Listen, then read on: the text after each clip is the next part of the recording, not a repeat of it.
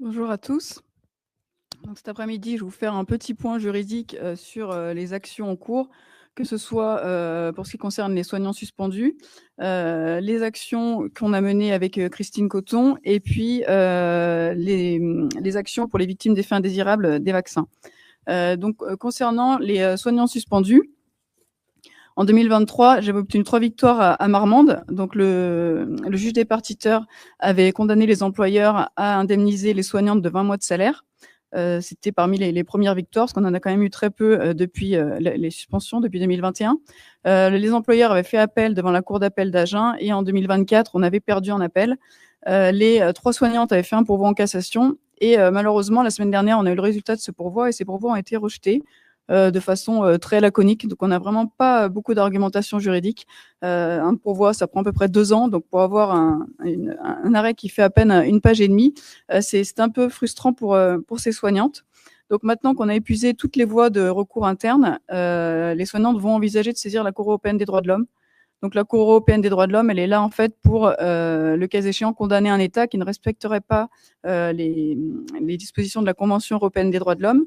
Donc nous, on considère que la loi du 5 août 2021, elle n'est pas conforme à l'article 8 de la Convention européenne des droits de l'homme. Donc cet article 8, c'est le droit à la vie privée et à la vie familiale normale. Donc sur déjà plusieurs questions de vaccination, la Cour européenne a déjà considéré qu'une vaccination obligatoire, c'est une ingérence dans ce droit à la vie privée, mais elle peut être licite si elle est, cette obligation vaccinale, si elle est nécessaire et proportionnée.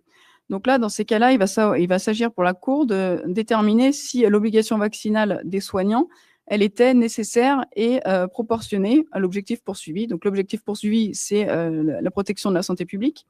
Donc évidemment, sur la protection de la santé publique, tout le monde est d'accord, mais est-ce que l'obligation vaccinale permettait de répondre à cet objectif? Alors, est-ce que c'était nécessaire? On sait que ce vaccin, les personnes vaccinées contractaient quand même le Covid et les personnes vaccinées pouvaient également le transmettre puisque le vaccin n'a jamais été testé pour la transmission, ce qui a été reconnu par Pfizer dès le début et par la HAS dès décembre 2020. Donc, est-ce que cette obligation était nécessaire? On peut considérer que non, puisque vaccinés, les soignants peuvent quand même mettre en danger les patients. Est-ce que cette obligation, elle était proportionnée? Le 15 septembre 2021, c'est une suspension sans limitation de durée. Au final, cette suspension, elle aurait duré 20 mois. Donc 20 mois sans salaire, on peut évidemment pas considérer que c'est une obligation qui est proportionnée, sachant que les soignants ne percevaient absolument aucune indemnité. La Cour européenne, elle s'est prononcée en 2024, le 29 août 2024, dans un arrêt Pasquinelli contre l'État de Saint-Marin. Et elle a donné un petit peu les critères. Et donc là, dans le cas de Saint-Marin, elle a considéré que l'obligation, que la vaccination était nécessaire et proportionnée. Mais à Saint-Marin, les choses étaient quand même différentes, puisque c'était l'obligation, la vaccination était fortement recommandée, mais elle n'était pas à proprement parler obligatoire. Les employeurs, ils devaient, contrairement à la France, tout faire pour maintenir le soignant dans son travail, donc éventuellement en trouvant une alternative, un poste où il ne serait pas en contact avec du public. Donc une fois qu'il avait trouvé, soit il trouvait une alternative, et c'est que s'il ne trouvait pas d'alternative, qu'éventuellement il pouvait suspendre le soignant, mais il était suspendu avec 600 € d'indemnité. Alors 600 €, évidemment, c'est pas un salaire, mais c'est quand même mieux que rien, puisqu'en France, les soignants, ils n'avaient rien du tout, et surtout l'employeur ne faisait absolument rien. 15 septembre, pas de vaccin, suspendu. Donc, concernant la durée, à Saint-Marin, la suspension avait duré en moyenne 7 mois, alors qu'on est sur 20 mois en France. Donc, on n'est pas du tout sur les mêmes critères. Donc, on peut penser que l'obligation vaccinale telle qu'elle a été appliquée en France serait contraire à la Cour européenne, à cet article 8 de la Convention européenne des droits de l'homme. Donc là, on a eu la décision de la semaine dernière, on a 4 mois pour saisir la Cour européenne. Donc, on va envisager cette procédure pour poursuivre. Concernant les autres affaires, le 8 septembre 2025, j'ai obtenu une décision positive à Grenoble qui, de la même manière qu'à Marmande, a condamné l'employeur à payer à la salariée 20 mois de salaire. Par contre, évidemment, il y a un appel en cours, donc je pense qu'on n'aura pas de décision sur 2026 au vu des délais de procédure, mais probablement 2027. Alors après, bon voilà, on essaye de garder espoir, mais c'est vrai qu'avec les décisions de Cour de cassation, de Conseil d'État qui sont pas très positives, voilà, on va peut-être plus miser sur la Cour européenne pour avoir un peu d'avancée. En ce qui concerne les procédures devant les juridictions administratives, quand les soignants ont mis en cause leur employeur. Les procédures dans ma juridiction administrative sont quand même très longues et moi, en 2025, j'ai pas eu d'audience et j'ai pas véritablement eu de décision. Donc, je pense que j'en aurai en 2026, 2027 et plus selon les juridictions, parce qu'on en a un peu dans tous les tribunaux administratifs de France. On a également mené des recours indemnitaires contre l'État, puisque l'État peut être responsable soit de façon fautive. On va considérer qu'il a commis une faute parce que justement cette loi n'était pas conforme aux textes européens et internationaux, soit non fautive parce que la loi a causé un préjudice qui est anormal et spécial. Donc là, on a déposé beaucoup d'actions. On a beaucoup agi avec le syndicat Liberté Santé, donc qui a un peu fédéré ces actions pour recenser les soignants qui voulaient agir, les pièces, etc. Et donc, on a déposé les recours jusqu'au 31 décembre 25, puisque maintenant, il y a prescription. Pour l'instant, j'ai eu un seul retour à Besançon qui était négatif, mais toutes les autres procédures sont encore en cours. Concernant les actions qu'on a menées avec Christine Coton, on a fait notamment un recours administratif contre l'ANSM, puisque le directeur de l'ANSM doit retirer un médicament du marché, ou un vaccin en l'occurrence, si une des 5 conditions qui figurent à l'article L5121-14-2 du Code de la santé publique sont réunies.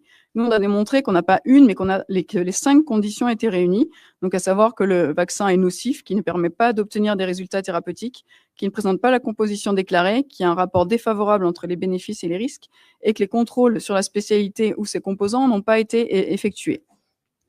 Donc cette action est toujours en cours. On devait avoir une audience fin novembre, et puis la NSM au dernier moment a produit un mémoire. Donc le tribunal administratif a réouvert l'instruction et ça devrait être clôturé en mars, donc avec une audience probablement dans le courant de l'année 2026.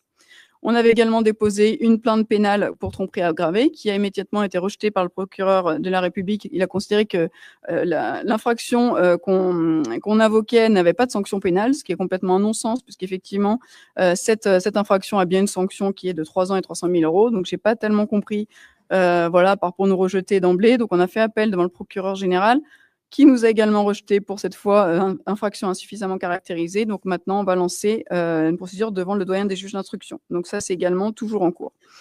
Et maintenant, je crois que le temps va se réduire. Donc sur les effets indésirables des vaccins, alors j'ai pas mal de procédures en cours, je dirais de plus en plus, puisque finalement les effets indésirables se manifestent. Voilà qu'on est près de la vaccination, on a des effets indésirables à court terme. Maintenant, on va arriver sur les effets à moyen terme. Donc il y a de plus en plus de victimes qui se manifestent auprès des associations notamment, et puis auprès des avocats. Concernant ce type de dossier, moi je faisais déjà des effets indésirables de vaccins, et notamment avec ce qui était vaccination hépatite B et sclérose en plaques. Et en 2025, j'ai obtenu une décision de la Cour administrative d'appel de Nantes qui a condamné l'ONIAM, donc qui est l'Office national d'indemnisation des accidents médicaux, qui indemnise en cas de vaccination obligatoire, à verser à la cliente 515 000 euros d'indemnité. Donc l'ONIAM, après, donc ça a duré 10 ans, et il faut en fait que les juges considèrent, si jamais il y a une probabilité d'un lien, on n'aura jamais la certitude d'un lien de causalité entre un vaccin et les effets indésirables, mais si on a une probabilité, même infime soit-elle, qu'il peut y avoir l'existence d'un lien, les juges doivent ensuite regarder le délai d'apparition des symptômes et les antécédents. Donc, si on n'a pas d'antécédents et si on a un délai d'apparition, alors maintenant, la jurisprudence nous dit, au départ, on était sur un bref délai de 2 à 3 mois, et maintenant, c'est sur un délai normal de type d'apparition des symptômes. Donc, c'est un peu propre à chaque pathologie. C'est un peu la jurisprudence qui va déterminer ce qui est un délai normal. Mais cette jurisprudence va s'appliquer pour toutes les procédures pour le Covid. Donc, il faudra que la victime démontre qu'elle n'avait pas d'antécédent de cette pathologie avant la vaccination, que les premiers symptômes sont apparus assez rapidement après la vaccination. Donc, c'est bien d'avoir un dossier médical complet, d'avoir pu consulter un médecin après l'apparition au moins des premiers symptômes, pour que ça puisse être bilanté sur le plan médical. Il suffira pas de dire oui, c'est vrai, je me souviens, après la vaccination, j'ai eu ci, j'ai eu ça. Il faut qu'on ait des éléments médicaux. Ces procédures, il faut savoir que c'est très long. Comme je l'indiquais pour l'hépatite B, ça nous a pris 10 ans. Alors là, c'est vrai qu'on allait jusqu'au Conseil d'État, ça a été très loin. Toutes ces procédures n'iront pas jusqu'au Conseil d'État, et toutes les procédures ne mettront pas 10 ans pour aboutir, et heureusement, mais c'est quand même long, parce que dès qu'on saisit l'ONIAM, souvent il se passe 1 an sans qu'on ait aucun retour. Donc, il faut faire preuve de patience, de courage, parce qu'on va essayer de mettre des bâtons dans les roues. L'UNIAM va redemander des pièces qu'on a déjà transmises. Ensuite, il y aura une expertise. Moi, les expertises médicales auxquelles j'ai assisté pour les victimes d'effets indésirables se sont assez mal passées, avec des médecins qui étaient hautain, arrogant, qui voulait absolument pas reconnaître qu'il y ait un effet indésirable. Donc c'était, de toute façon, vous prenez de la vitamine D, c'est pour ça que vous avez un effet indésirable. Vous devez prendre des compléments alimentaires sur Internet, c'est pour ça que vous avez des effets indésirables. Donc ça peut être très compliqué pour les victimes qui sont déjà en souffrance physique, psychique, en plus d'avoir l'impression, quand elles se retrouvent face à ces experts, d'être comme des moins que rien. Donc, il faut se faire accompagner par des médecins, par des avocats, par des associations. Mais la preuve en étant l'année dernière, c'est vrai qu'au bout de 10 ans de procédure pour cette cliente, elle a obtenu quand même une bonne indemnisation. Donc, il faut voilà, avoir le courage, la persévérance, ne rien lâcher. Et avec tout ça, on finit par obtenir une indemnisation. Je vous remercie.